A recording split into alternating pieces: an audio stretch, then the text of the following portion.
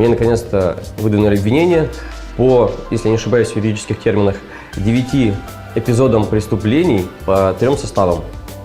Вот, то есть уголовник я солидный, со стажем.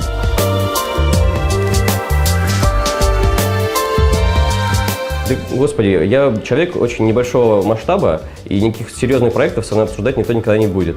А те проекты, которые обсуждаются, они небольшие, и в принципе они не противоречат моим внутреннему мировоззрению, каким-то установкам. Я на сделки с собственной совестью не иду.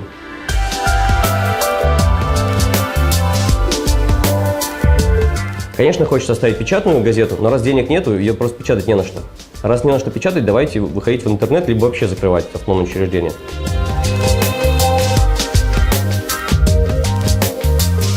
Самый большой провальный проект, он принес мне минус 100 тысяч. Минус 100 тысяч в течение полугода – это не очень большие деньги, но это громадный опыт.